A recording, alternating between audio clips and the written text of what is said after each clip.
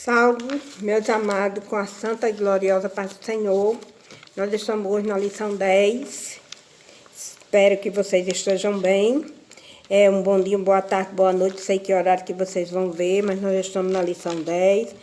Nós vimos a semana passada o arrebatamento da igreja, a vinda de Jesus, né? E nessa lição da 10ª, não despreze a sua adolescência e o destaque está lá em Timóteo, né? 1 Timóteo, cuide-se de vocês mesmo e tenha cuidado com o que ensina. Continue fazendo isso, pois assim você salvará tanto você mesmo como os que escutam. Paulo escrevendo para o jovem Timóteo, né? 1 Timóteo 4:16. Paulo já tinha escrito as cartas de Efésio, a igreja de Efésio, que após a sua partida, apareceria muitos lobos ferozes no meio da igreja, e que não teria pena daquele rebanho, né? Está escrito lá em Atos dos Apóstolos, capítulo 20, e 28 ao 31. E agora ele já estava descrevendo ao jovem pastor daquela igreja a profecia que já estava parecendo começar. A profecia parecia começar e já se cumpria. Pois de dentro daquela igreja começavam a surgir homens que abandonavam a fé e deram atenção a espíritos enganadores, hipócritas, mentirosos. 1 Timóteo 1:3, que apareceria, vocês lerem aí, falsos mestres. E após escrever os falsos mestres, Paulo passa a aconselhar o jovem Timóteo, que nós vamos ver agora, que é o primeiro tópico, servo do Senhor. Preste atenção no primeiro tópico, que vai ter pergunta. Então, diante do crescimento da apostasia dos seus dias, nas doutrinas mentirosas ensinadas por falsos mestres, Timóteo era desafiado a se comportar como um bom servo de Cristo Jesus. E para isso ele deveria ensinar fielmente a verdade de Deus, a igreja que está sobre seus cuidados, alimentando-se adequadamente da própria verdade que ensinava. 1 Timóteo 4:6,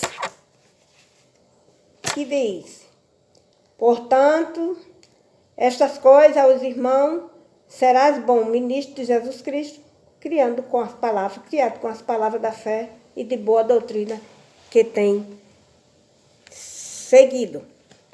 Doutrinas e implicações práticas para então denunciar e refutar os seus ensinamentos. Afinal de contas, o povo precisava ser advertido sobre as falsas doutrinas para não seres enganados. Grande era o desafio do jovem líder. Porque não dá para a gente fazer uma reflexão da lição passada, que terminou antes das cartas de Paulo, né? Ali, na época de Roma, aquilo tudo, né? Que isso aí sumiu, essa história da igreja, que os cristãos foram perseguidos e tudo, só cada um depois da morte de Paulo, né?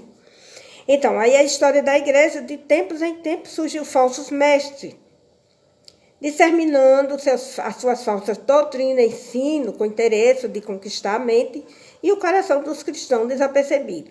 Quem não já ouviu na famigerada teologia da prosperidade, também conhecida como a confissão positiva, que ensina, dentre outros poderes, a palavra falada, o direito inquestionável de um cristão ser rico, ter boa saúde, não pode ter doença, é um ensino elevado, inúmeras pessoas gritando,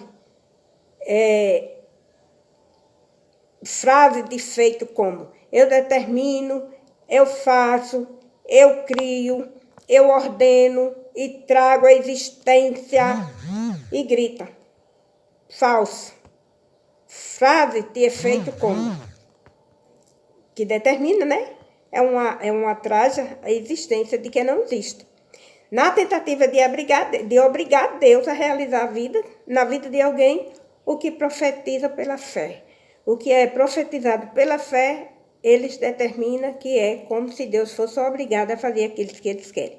Entretanto, as vidas de Jó e de Jesus, de Pedro, de João, Tiago, Paulo e outros tantos que sofreram, passaram por perseguição e morte, esses tais ensinos, por esses homens tiveram uma vida simples, cheia de dor e sofrimento, sem nenhuma ostentação. Não se esqueça da advertência do apóstolo ao jovem líder. Essa gente pensava que a religião é um meio de enriquecer e que querem ficar rico, caem em pecado e ser desatentados. Por amor do dinheiro é uma fonte de todo tipo de males. E algumas pessoas, por quererem tanto ter dinheiro, se desviam da fé e encheram sua vida de sofrimento, né?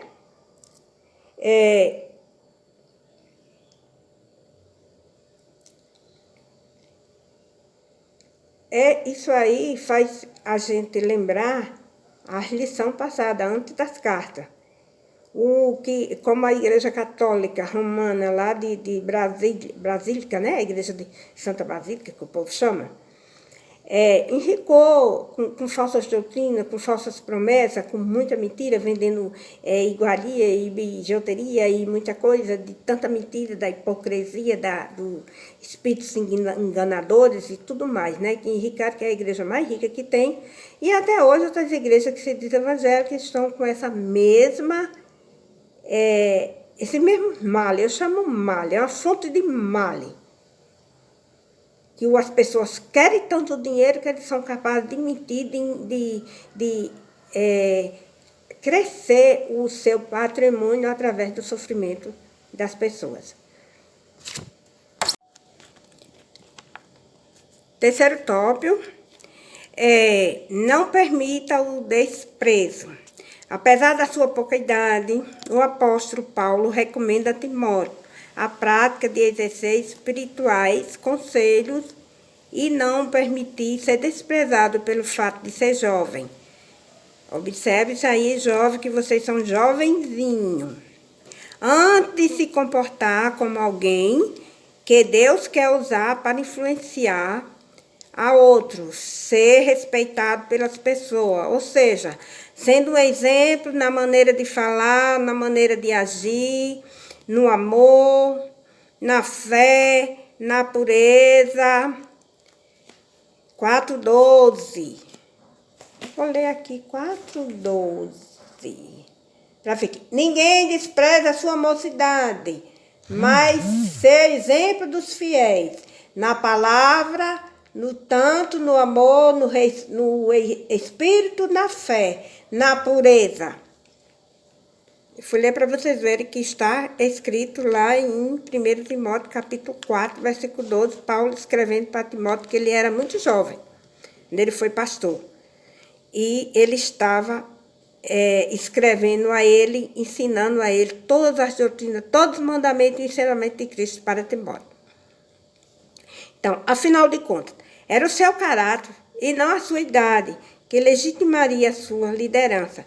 Paulo estava aconselhando Timóteo a ensinar com autoridade e gentileza, evitando discussões inúteis, como está escrito lá no 5, capítulo 1, no 6, versículo 20, e se comportar como representante de Jesus Cristo em toda a sua vida. Capítulo 6, do 6 ao 10, e ensinar a agir com um amor verdadeiro. 1 Coríntios, capítulo 13, de 1 ao 7. A construir um ambiente saudável para que a fé em Cristo fosse anunciada a viver de maneira íntegra e coerente. A partir do exemplo de Timóteo e do conselho da experiência, Paulo, um adolescente cristão, que de forma pejorativa tem sido chamado de aborrecente, deve demonstrar às pessoas seu comportamento com Deus, com a sua obra, por intermédio de atitude concreta. Com isso, não queremos dizer que vocês devem ser um adulto precoce, que não se divirta, não tenha conflitos decorrentes da faixa etária. Muito pelo contrário, entendemos que vocês devem ser um adolescente com uma maiúsculo, com A maiúsculo. Deve viver intensamente os dilemas, conflitos, alegrias de sua idade. Porém, evite ter mais companhia, as conversas indecentes e viva com responsabilidade e devoção à obediência a Deus. Seja radical em Jesus. Aí está escrito lá em Eclesiastes, capítulo 12, versículo 1 a 8. Eu vou ler só o primeiro e vocês vão ler aí o que é que diz. Lembra-te do teu Criador nos dias da tua mocidade, antes que venha os maus dias, chegue aos anos dos quais venha dizer, não tenho neles contentamento.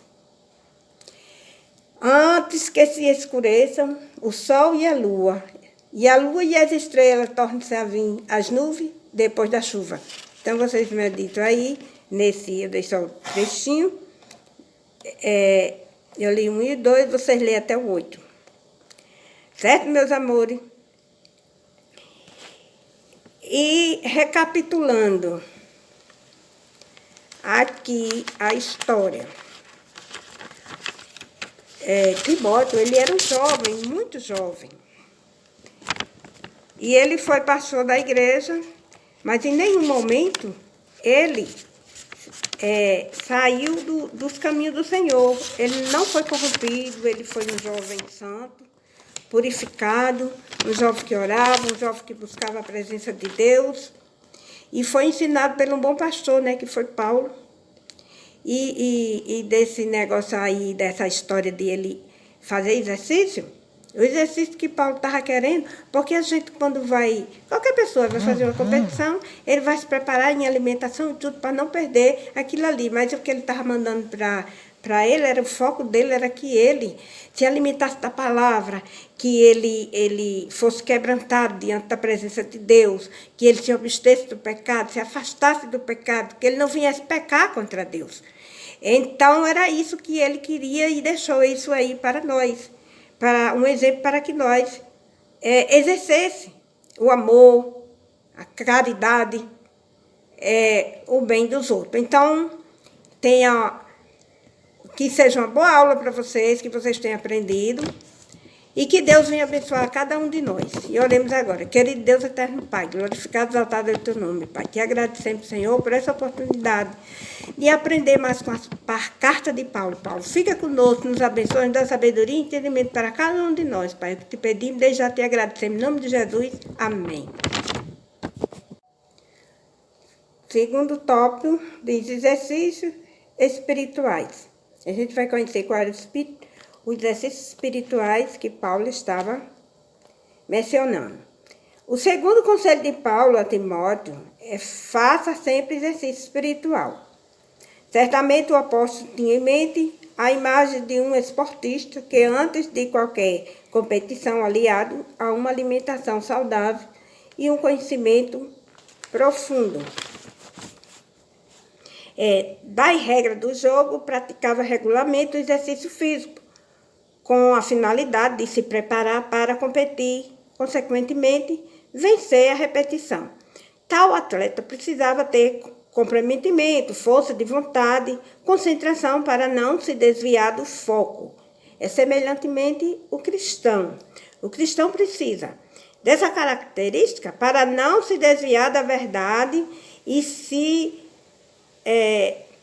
enveredar no caminho do ensino falso, da religião falsa, da vida falsa, razão pela qual Paulo aconselha Timóteo desenvolver o hábito de praticar regularmente o exercício espiritual, que torna piedoso, precisa correr em oração, se alimentar da palavra, temperada com jejum e quebrantamento, se abster do pecado. Paulo bem sabia que a vida do jovem pregador era mais importante do que a sua pregação. Seus exemplos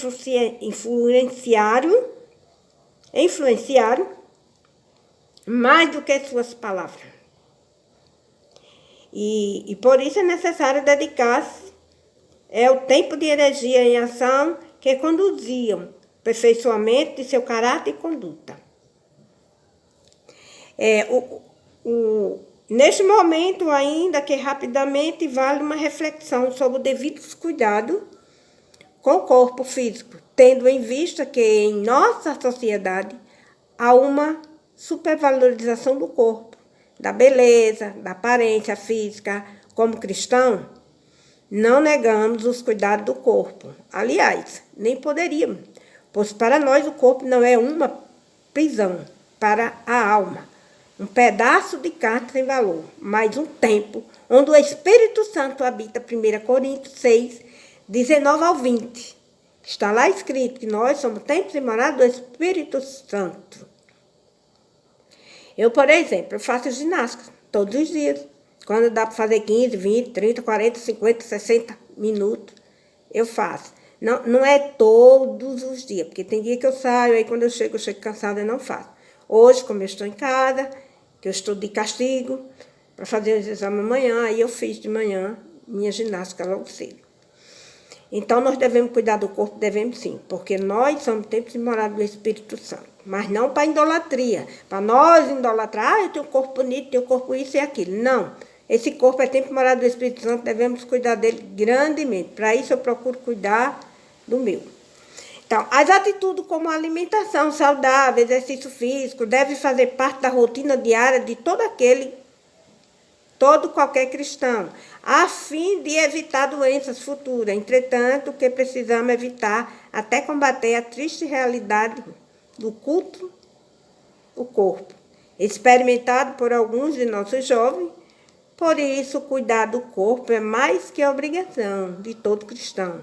Mas, se a motivação não for glorificar a Deus, pecamos contra o Altíssimo e com o corpo se torna um instrumento de idolatria. Porque tem muitas pessoas que se dizem evangélicos e têm o corpo tarde e ficam se mostrando. Aquele corpo tem aquela idolatria, porque isso e aquilo não pode. Isso é pecado. Devemos cuidar do corpo? Sim. Mas não devemos idolatrá-lo, porque ele é temporário do Espírito Santo. Então, como é possível observar, o próprio Paulo atribuiu alguns tipos de atitude do exercício físico. Observe, viu? Preste atenção. Segundo tópico. Porém, quando comparamos ao exercício espiritual, percebe-se uma ineficácia em agregar benefício eterno.